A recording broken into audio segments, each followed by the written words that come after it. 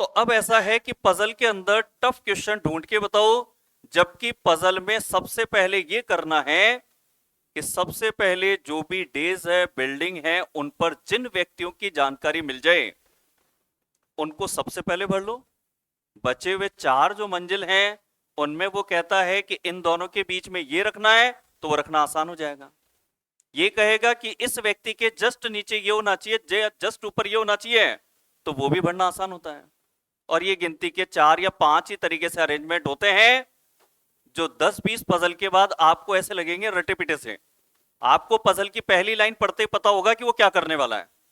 और जिसको ये पता होता है कि पजल पढ़ने से पहले या एग्जाम में भी यार घिसा पिटा वही आएगा, पहले व्यक्ति की जानकारी देगा इस मंजिल पर है, फिर ये कहेगा कि इनके बीच में इतने व्यक्ति आ जाएं, फिर उसके बाद कहेगा कि ऐसा व्यक्ति भी होना चाहिए जिसके पहले ये होना चाहिए। तो जिसको ये सारी चीजें ऑलरेडी स्क्रिप्ट पता होती है वो एग्जाम में भी बड़ा रिलैक्स रहता है वो। और टेंशन में वो रहता है जिसने पजल की ज्यादा अच्छी प्रैक्टिस की नहीं है, जिसको पता नहीं है कि इन पजल को स्टार्ट कहां से करना है। तो सही तरीका पता हो और उस पर कम से कम 10-20 क्वेश्चन की प्रैक्टिस हो, तो वो चीज बड़ी आसान हो जाती है। अब पजल के अंदर हमने बिल्डिंग और डेज को तो आसान कर लिया, और इसलिए आसान सबसे पहले किया उसको क्योंकि एग्जाम में अभी आ ही यही रहा है। अभी एग्जाम में अगर कोई क्वेश्चन पजल का आ रहा है तो वो आ रहा है बिल्डिंग का और डेज का। अब उस क्वेश्चन की बात करते हैं कि जो हिट इतना नहीं हो रहा। 90% हिट तो हो रहा है ये वाला क्वेश्चन जो अपन ने क्लियर कर लिया पिछली दो क्लास में। अब अदर क्वेश्चन के एग्जाम में और कभी कभी जो पूछे गए क्वेश्चन है कि 100 पेपरों में से केवल 2 पेपर में पूछे गए, तो अब उस पर आ जाते हैं। जो 60 में पूछे गए उसको सबसे पहले क्लियर किया क्योंकि उसकी तो डेली प्रैक्टिस कराऊंगा मैं आपको। अब आएंगे हम जानकारी वाले पजल पर जो फिलहाल कम चल रहे हैं अभी। अभी तो हर exam building puzzle, building puzzle. तो हमने कहा बिल्डिंग पजल को तो हम एकदम बिल्कुल आसान कर देंगे अगले 4 दिन के अंदर। 2 दिन तो पेपर हो ही गए, तीसरे दिन फिर पजल वही मिलेगा आपको बिल्डिंग का। फिर तो केवल यह है कि टफ क्वेश्चन ढूंढ के बताओ बस। अब जानकारी वाले पजल को कैसे हल करते हैं, अब 2 मिनट मेरी बात ध्यान से सुन लेना, उसके बाद इस पजल को भी बहुत ही कम समय में आसानी से हल कर देंगे। नहीं तो पजल टेस्ट स्टूडेंटों के बीच एक ऐसा चैप्टर होता है जिसके लिए जनरली स्टूडेंट ये बात करते हैं कि यार ये क्वेश्चन कैसे हल होते होंगे टाइम पर, इसमें तो उलझ जाते हैं। तो इसमें मैं आपको बताता हूं कैसे हल करते हैं। फर्स्ट चीज, जानकारी वाला पजल आए तो इसमें सबसे पहले वो लाइन पढ़ोगे जिसमें व्यक्ति की जानकारी पॉजिटिव लाइन से हो, कि सीधे सीधे ये कहे कि इस व्यक्ति ने इस कलर की टी शर्ट पहनी है, इस व्यक्ति को ये फल पसंद है, ये व्यक्ति इस मकान में रहता है, ये यहां पे ऐसे जानकारी दी हुई है कि भाई इस तरह के कपड़े पहने हैं या इस कलर के हैं, इस तरीके से। बस वो 2-3 लाइनें बना लो और बाद में उठाओ नहीं वाली लाइन। इसमें नहीं वाली लाइनें जरूर मिलती है हमें, फिर वो उठाओ। और फिर पजल अगर ये टफ लग जाए तो मुझे बता देना, मगर प्रश्न कहां से उठाना ये पता होना चाहिए। जैसे मुझे पजल देखते ही पता है कि मेरी फेवरेट लाइनें इसके अंदर कौन कौन सी हैं, तो मेरी फेवरेट लाइनें हैं ये, इनको नहीं बनाता मैं, ये बनाएंगे, ये बनाएंगे। ये 3-4 लाइनें बनाई नहीं कि पजल बिल्कुल ही आसान हो जाएगा। तो ये तो हो गया वो बेस जिस पर कि आपको घर जाते कोई सा क्वेश्चन मिल जाए, पेपर में कोई क्वेश्चन मिल जाए तो पजल हल करना ऐसे है। जो आसानी से जानकारी मिल रही है पहले उसको ले लो, उन पर मत जाओ कि ये वाला कलर इन 2 व्यक्तियों के लिए नहीं भरेंगे तो बाकी 5 के लिए या 4 के लिए भर सकते हो, उसमें तो फंस जाओगे आप। जिसे पीला रंग पसंद है वह डॉक्टर है। अब किसको पीला रंग पसंद है ये तो बताया नहीं उसने। अब जिसे का मतलब तो 5 नाम थे, 5 में से कोई भी हो सकते हैं, तो ऐसी जगह उलझना नहीं है। इन कामों को हम करेंगे लास्ट में कि भाई ये लास्ट में 2 ही जगह बची है, पीला कलर 2 में से इसी जगह आ सकता है, तब साथ में डॉक्टर लिख देंगे। शुरुआत में पढ़ोगे बहुत टफ, लास्ट में पढ़ोगे पता लगेगा ही नहीं कि पजल होता क्या है। अब लास्ट चीज जिसके बाद अब कर रहा हूं प्रैक्टिस स्टार्ट। जानकारी वाले पजल में एक काम और करना, ये पहले ही तय कर लेना कि आपको प्रश्न क्या पूछा गया है, केवल उसका उत्तर निकालने से मतलब होना चाहिए।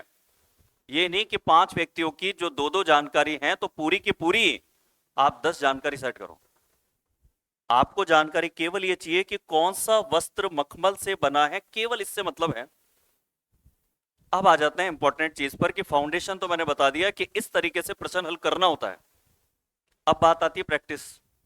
बोर्ड पे 4-5 क्वेश्चन हो जाए बहुत बढ़िया हो जाएगा, और उसके बाद घर पे अगर आपने 5-10 निकाल लिए तो फिर ये चैप्टर बिल्कुल आसान चैप्टर हो जाएगा। तो अब मैं अपने अगले टारगेट पे आता हूं कि जो चीजें मैंने आपको करने के लिए कही उस तरीके से करके आपको ये पजल सॉल्व कराता हूं, और कोई भी पजल आ जाए फिर वो भी सॉल्व कर लेंगे हम। सबसे पहले पजल की स्टार्टिंग में जिन 5 वस्त्रों पे जानकारी है उन 5 वस्त्रों को हमने एक लाइन में यहां पर लिख लिया कि ये तो स्वेटर है, ये जैकेट है, ये कोट है, दस्ताने और पतलून।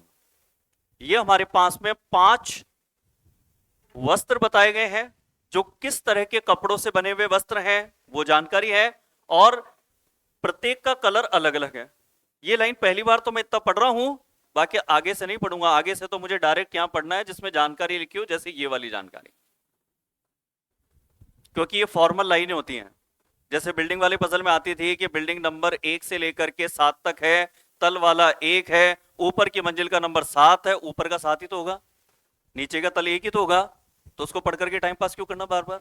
डायरेक्ट हम तो इस बात पे आते हैं कि 6 नंबर पे कौन रहता है। तो वैसे यहां पर अब किस पे आना है, देखो नारंगी रंग किसने पहना है, या फिर मखमल किसने पहना है, ऊन किसने पहना है। जो पॉजिटिव लाइन है बस उनको उठा लो आप। तो पॉजिटिव लाइन पे आते हैं, तो ये तो मैं हटा रहा हूं क्योंकि इसमें नहीं लिखा है। ये तो बनाएंगे, स्वेटर नारंगी रंग का है, ये मैंने यहां पर बना दिया। और इसको बनाने में किसी को दिक्कत नहीं आती, मैं कहता हूं बस यही बनाओ आप। स्टूडेंट कहता है सर ये नहीं है और ये बीच में होना और ये जो चीजें हैं ये कंफ्यूज करती है, इनको छोड़ दो आप, ये तो आसान है, ये बना लो।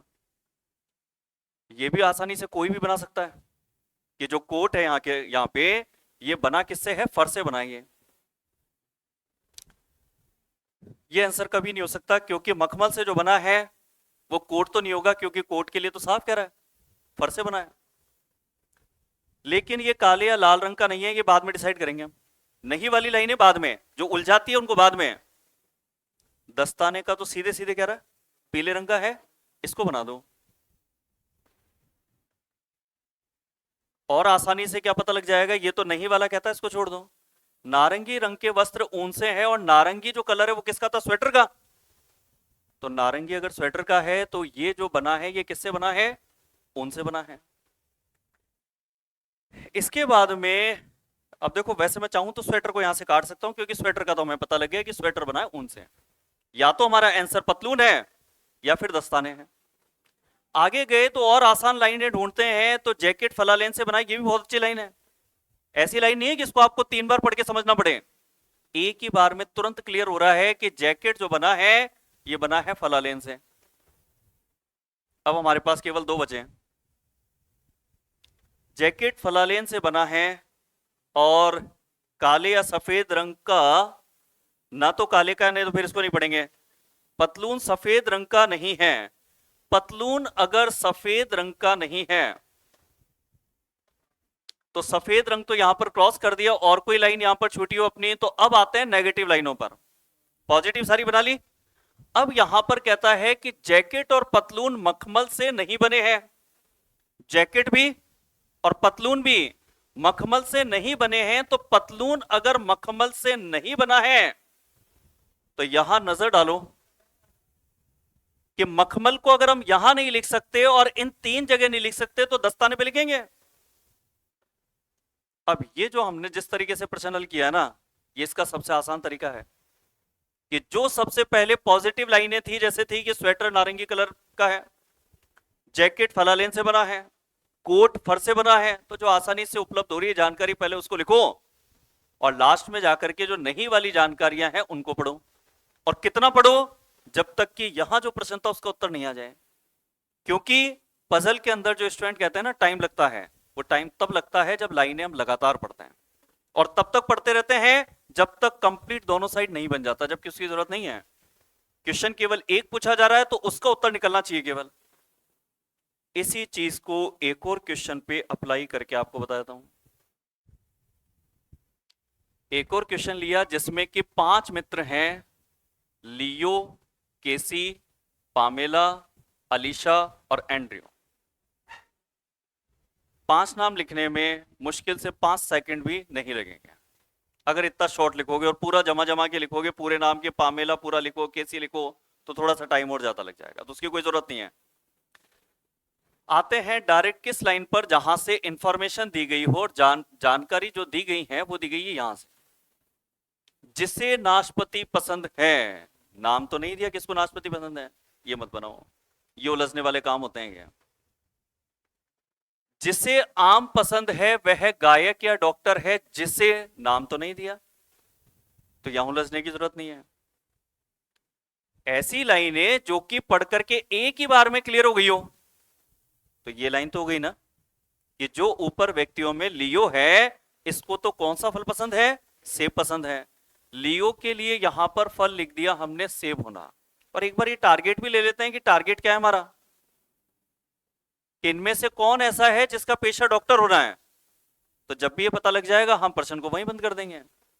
आगे गए, लेकिन वह ना तो नर्तक है न ही डॉक्टर है। इन सब कुछ चीजों को छोड़ो, आपके लिए तो एक और बढ़िया लाइन ये आ गई कि इन लाइनों को कोई मना नहीं कर सकता क्लास में कि सर ये भी बनाने में दिक्कत आती है।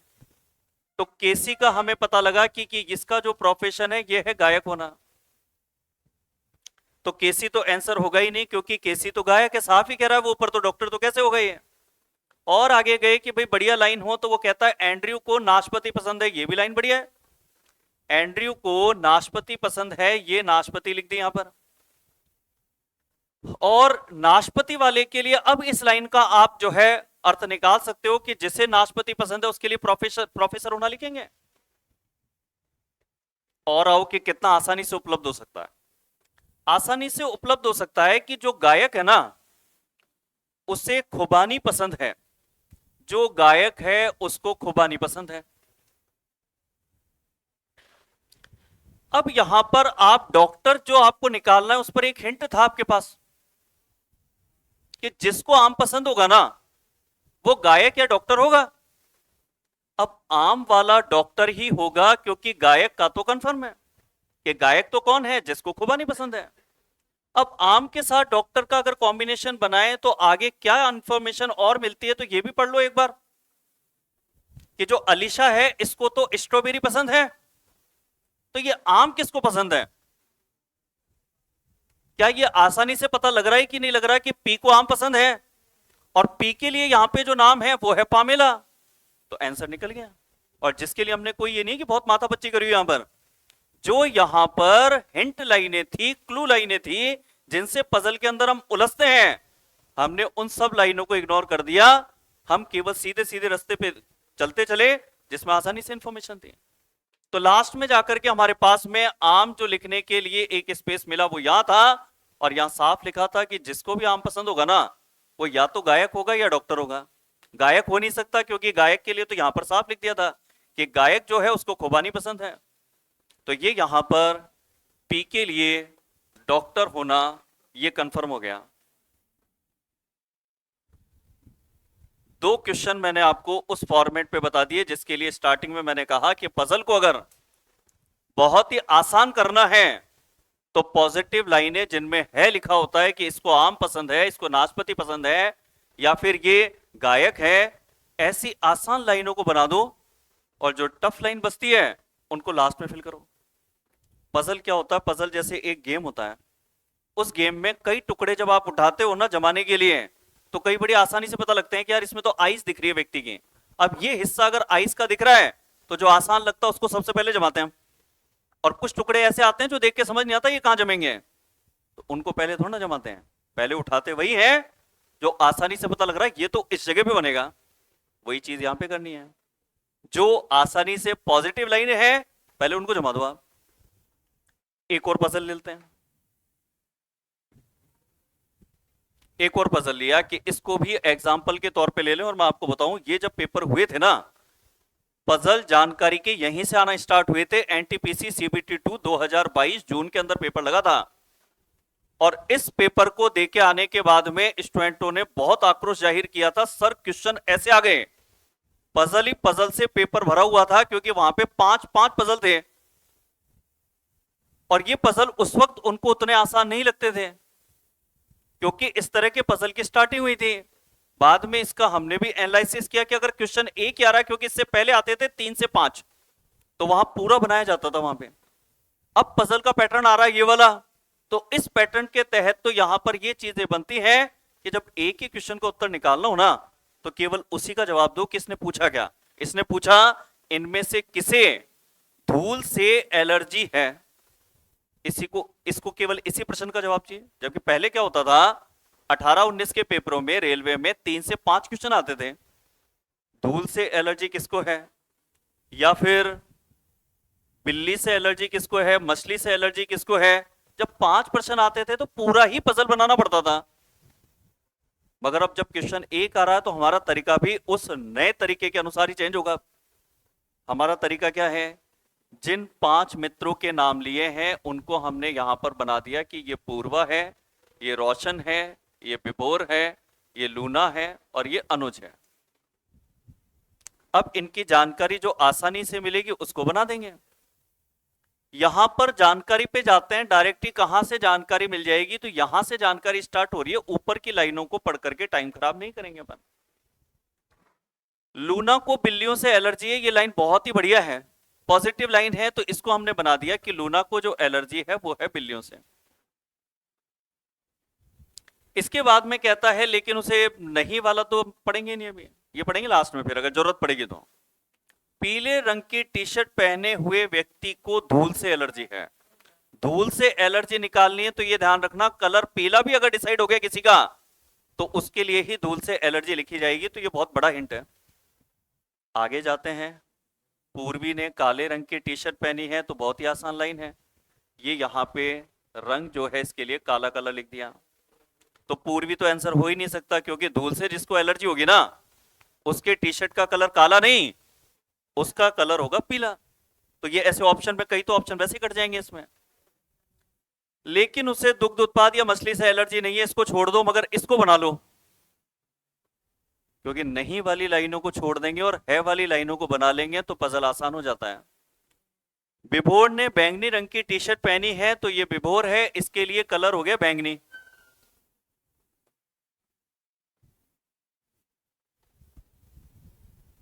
या तो पीले रंग की टी शर्ट और धूल से एलर्जी अनुज को होगी या रोशन को होगी। अनुज को। तो ऐसा कुछ आगे खास लिखा है क्या? बिल्कुल लिखा है, इस वजह से आंसर निकल रहा है। इस लाइन को पढ़ते ही ये तय हो जाएगा कि दोनों में से वो व्यक्ति कौन है जिसको धूल से एलर्जी है, क्योंकि आगे लाइन में ये लिखा था कि रोशन ने लाल रंग की टी शर्ट पहनी है, और अगर इसने लाल रंग पहना है तो इसके लिए तो फिर हम धूल से एलर्जी होना कह नहीं सकते। धूल से एलर्जी या तो होगी इसे या इसे, तो इसके लिए तो बिल्लियों से एलर्जी लिखा ही था।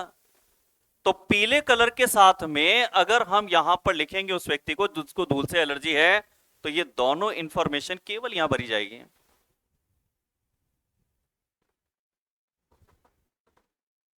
और 3 क्वेश्चन का मतलब मुझे खुद पता है कि ये चीजें आपके समझ में आ रही है कि आप भी अगला पजल उठाओगे तो कैसे उठाना है। क्योंकि पहले किसी चीज का सही तरीका क्लास में पढ़ना, और उससे ज्यादा इंपॉर्टेंट उससे सामने होता हुआ देखना कि हाँ उसको करके बताओ कि ये तरीका कैसे इस्तेमाल होगा। तो ये ऐसे इस्तेमाल होगा। पॉजिटिव लाइन को पहले बना लिया, और उसके बाद जो नेगेटिव लाइन है उनको तब तक बनाए जब तक कि पूछे गए जो प्रश्न है उसका उत्तर नहीं आ जाए। एक और पजल ले लेते हैं। ये एक और पजल हमने लिया जिसमें कि 6 लड़कियां इसमें बताई गई हैं जिनको कि अलग अलग कलर पसंद है। और इस बार पजल पूरा ही बनाना पड़ेगा, क्योंकि इस बार कहता है कि कौन सा संयोजन सही है। तो यानी कि चारों जो व्यक्ति हैं उनके बारे में पता होगा, तभी तो डिसाइड कर पाएंगे किसका सही है। तो यहां पर 6 लड़कियां जो बताई गई उसमें मयूरी, काव्यांजलि, दिव्या, पूनम, नेहा और विद्या।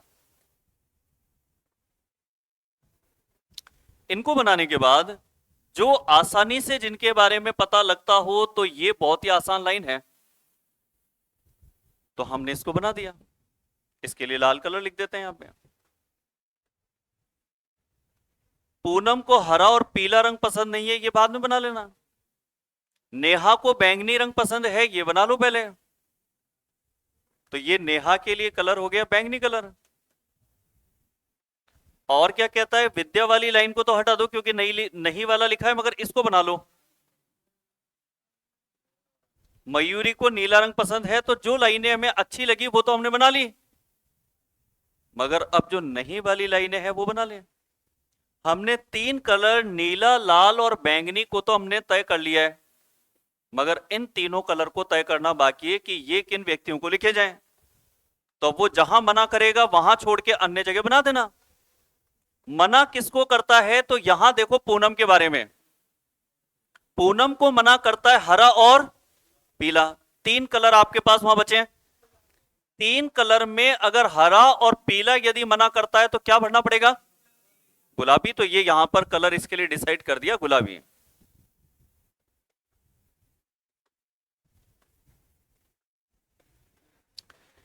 इसके बाद और कौन सी लाइन छोड़ी थी हमने, ये वाली। विद्या को गुलाबी और हरा रंग पसंद नहीं है। इन तीनों में से अगर गुलाबी और हरा पसंद नहीं है तो क्या पसंद होगा, पीला।